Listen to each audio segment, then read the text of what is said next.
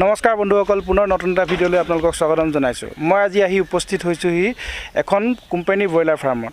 এই ব্ৰইলাৰ ফাৰ্মখনলৈ অহাৰ মোৰ প্ৰধান উদ্দেশ্য এইটোৱেই যে এখন নতুন ফাৰ্ম আচলতে আৰম্ভ কৰিবৰ কাৰণে কিমান টকাৰ প্ৰয়োজন হয়। এখেতৰ এই ফাৰ্মখন একদম নতুন হয়, ফাৰ্ষ্ট বেচ। তেখেতে এতিয়া পোৱালি ইয়াত মানে ভৰাইছে আৰু প্ৰথম ভৰাইছে।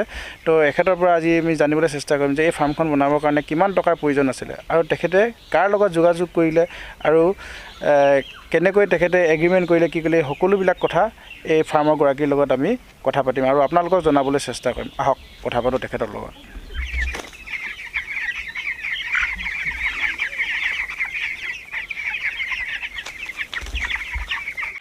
নমস্কাৰ দাদা, PG আছাম ইউটিউব চেনেললৈ আপোনাক স্বাগতম জনাইছোঁ। নমস্কাৰ, মই PG আছামলৈ স্বাগতম জনাইছোঁ। আপোনাৰ পৰিচয়টো জনাই দিবচোন দাদা। নমস্কাৰ, মোৰ নাম মুন কোঁৱৰ, মোৰ ঘৰ 2 নং ঘৰণীয়া আৰু আপোনাৰ মৌজা চাচনি, পোষ্ট অফিচ কৰিগাঁও, সমষ্টি নাহৰকটীয়া, জিলা ডিব্ৰুগড়। মই আপোনাক পোনপ্ৰথমে আপোনাক সুধিব বিচাৰিছোঁ, আপুনি এই ফাৰ্ম কি বুলি কয়, এই কোম্পানী ফাৰ্মখন আপুনি কোনটো কোম্পানীৰ আপুনি হেৰি কৰিছে, কাম কৰিছে? মই বৰ্তমান প্ৰিমিয়াম কোম্পানীৰ লগত জড়িত হৈ আছোঁ। বৰ্তমান প্ৰিমিয়াম কোম্পানী। হয় হয়। মই আপোনাৰ পৰা প্ৰথমতে জানিব বিচাৰিছোঁ যে এই ফাৰ্মখনৰ কাৰণে আপুনি এই আইডিয়াটো আপুনি ক'ৰ পৰা ল'লে যে মই এনেকুৱা কোম্পানীৰ ব্ৰইলাৰ ফাৰ্ম এখন কৰিম বুলি? মই এই আইডিয়াটো মোৰ লগৰ দুজনমান আছে, তেখেতলোকে কৰি আছে। হয়। তেখেতলোকৰ পৰা কিছু মানে দিহা পৰামৰ্শ ল'লোঁ আৰু তেনেকৈ কৰিয়ে মই আৰম্ভ কৰিলোঁ। এই ফাৰ্মখন বনাওঁতে আপোনাৰ এনেই সদ্যহতে চাবলৈ গ'লে যদি আপোনাৰ যদি ঘৰত নিজৰ বস্তু থাকে বা যদি টকুবাত যদি থাকে, এনেই সদ্যহতে আপোনাৰ 40-50 হাজাৰ টকা খৰচা হ'ব। আৰু ইয়াতে কওঁ আপোনাৰ মোৰ লগত এতিয়া ভাইটি এজন আছে, মই অকলেও নহয়, মোৰ ভাইটিৰ লগত আছে। যিহেতু তেখেতৰ লগতে মই এইখন আৰম্ভ কৰিলোঁ। আজি আপোনাৰ পোৱালি সোমোৱা আজি 19 দিন হৈছে। আজি 19 দিন হৈছে। 19 দিনত আপোনাৰ ৱেট হৈছেগৈ বৰ্তমান প্ৰায় 700 গ্ৰাম হৈছে। 700 গ্ৰাম হৈছে ন? আপুনি ফাৰ্ম মানে আপুনি যেতিয়া প্ৰিমিয়াম কোম্পানীৰ লগত হেৰি কৰিলে, টাই আপ কৰিছিলে মানে, তেতিয়া আপোনালোকে এগ্ৰিমেণ্ট কৰিব লগা হৈছিলে নেকি? হয়, এগ্ৰিমেণ্ট কৰিব লগা হৈছে। এগ্ৰিমেণ্ট কৰিবলৈ যাওঁতে আপোনাৰ তেখেতলোকক 11টামান ডকুমেণ্টছ দৰকাৰ হয়। আপোনাৰ ইয়াত আপোনাৰ বেংক পাছবুক লাগে আৰু চেকবুক লাগিব, পাছপোৰ্ট ফটো লাগিব আৰু আপোনাৰ খাজনা ৰচিদ লাগিব, ইলেক্ট্ৰিচিটি বিল লাগিব। এনেকৈ কৰি কিনি প্ৰায় 11টামান ডকুমেণ্টছ হয়গৈ আৰু সেইখিনি প্ৰয়োজন হয়। সেইখিনি প্ৰয়োজন হ'ব। মই আচলতে আজি আপোনাৰ ওচৰলৈ আহিলোঁ যে মানে নতুন মানুহ এজনে যদি কৰিব বিচাৰে, তেখেতে মানে কেনেকৈ কি কৰিব লাগিব সেই কথাখিনি আজি আপোনাৰ পৰা জানিবৰ কাৰণে আপোনাৰ ওচৰলৈ আহিছোঁ মই। সেইটো কথা। নতুনকৈ কৰিবলৈ হ'লে ধৰি লওক আপুনি ফাৰ্মখন বনালে, ফাৰ্মখন বনাব লাগিব আপোনাৰ প্ৰায় ডিষ্টেঞ্চটো আপোনাৰ 70 ফুট দীঘল আৰু 22 ফুট বহল, তেনেকৈ বনাব লাগিব। মানে কিমান কুকুৰাৰ কাৰণে সেইটো? এইটো আপোনাৰ 70 ফুট দীঘল আৰু 22 ফুট বহল। এইটো আপোনাৰ 1000 পোৱালি দিব। 1000 পোৱালি দিব। আপুনি এই ফাৰ্মখন এতিয়া 1000 পোৱালিৰ কাৰণে হেৰি কৰিছে? 1000 কাৰণে মই প্ৰথম পৰ্যায়টো ল'লোঁ। ঠিকে। আপুনি ফাৰ্মখন বনোৱাৰ কিমান দিনৰ পিছত আপোনাৰ মানে এগ্ৰিমেণ্টটো হ'ল বা ফাৰ্মখনো বনালে, তাৰ কিমান দিনৰ পিছত আপোনাক পোৱালি দিলে? মোৰ প্ৰায় সপ্তাহ দিনৰ পিছত দিছে। সপ্তাহ দিনৰ পিছতে দিছে। মানে আগতে আপুনি ফাৰ্মখন ৰেডি কৰিছিলে নে? ফাৰ্মখন মই আগতে ৰেডি কৰিলোঁ। যেতিয়া মোৰ ফাৰ্মখন অলৰেডি হৈ গ'ল, পোৱালি ভৰা অৱস্থাত হৈ গ'ল, তেতিয়া মই গৈ কিনি এগ্ৰিমেণ্ট কৰিছোঁ। এগ্ৰিমেণ্ট কৰা এসপ্তাহ পিছত পোৱালি দিছোঁ। সেইটো কথা ন? এগ্ৰিমেণ্ট কৰাৰ মানে বেছি দিন ৰখাৰখি নহ'ল আৰু। আৰু এটা কথা আপোনাৰ পৰা জানিব বিচাৰিছোঁ যে এই যোনবিলাক আপোনাৰ এতিয়া ইয়াত দেখাই দিছোঁ মই, এই পাত্ৰবিলাক আপোনাৰ পোৱালিবিলাকে দানা খাই আছে, পানী পাত্ৰ, এইবিলাকৰ কাৰণে আপোনাৰ কিমান খৰচা হয়? এইবিলাকৰ কাৰণে আপোনাৰ প্ৰায় 10,000মান টকা খৰচা হ'ব। 10,000মান টকা খৰচা হ'ব। যাতায়াত ব্যৱস্থাটো বাদ দিয়ে আৰু। যাতায়াত ব্যৱস্থাটো বাদ দিয়ে। মানে এনেই এতিয়া আপোনাৰ পৰা জানিব বিচাৰিছোঁ যে আচলতে টোটেল কিমান খৰচ হৈছে আপোনাৰ? এনেই আপোনাৰ মোৰ টোটেলটো খৰচা হৈছে প্ৰায় 80,000মান। কাৰণ কেলৈ ইয়াত কথা আছে, আপোনাৰ মোৰ বাঁহ নাই, টকুপাত নাই, মই চব কিনা আদি কৰি কিনে আৰু এটা প্লাছ আহি গৈছে, মোৰ ঘৰ ইয়াত নহয়, 1 কিলোমিটাৰমান আঁতৰত। গতিকেলৈ 1 কিলোমিটাৰমান আঁতৰত আছোঁ যখন মই ঘৰ এটা লাগে মানে থাকিবলৈ বনাই ল'বলগীয়া হৈছে। আৰু সেইটো লগত প্লাছ হৈ গৈছে 80,000 টকাত।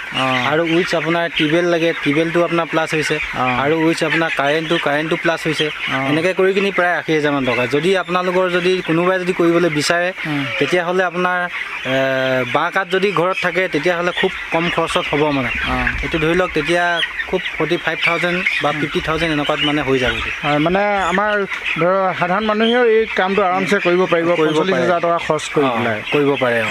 আপুনি আমাক জনাই দিবচোন আচলতে এই ফাৰ্মখন বনাবৰ কাৰণে মানে চাইজটো কেনেকুৱা হ'ব লাগিব আৰু আপোনাৰ ছাইডবিলাক ওখ হ'ব লাগিব কি হ'ব লাগিব আপুনি গোটেই সকলোবিলাক অলপ ভালদৰে জনাই দিবচোন।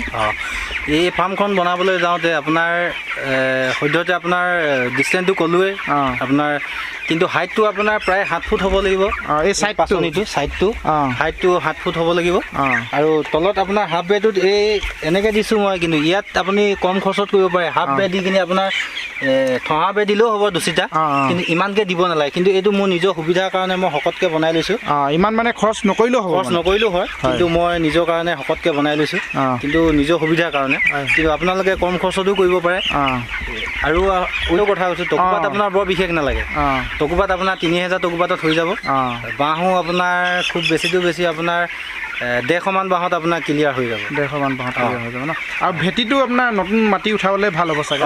ভেটিটো আপোনাৰ নতুন মাটিয়ে উঠাব লাগিব এইটো। এতিয়া আপুনি দানা কেনেকৈ ব্যৱহাৰ কৰি আছে? হয়, দানা এতিয়া আজিৰ তাৰিখত আপোনাৰ মোৰ 19 দিন হৈছে। এনেই কোম্পানী মতে আপোনাৰ দিছে আপোনাৰ 80 কেজি খোৱাবলৈ 24 ঘণ্টাত।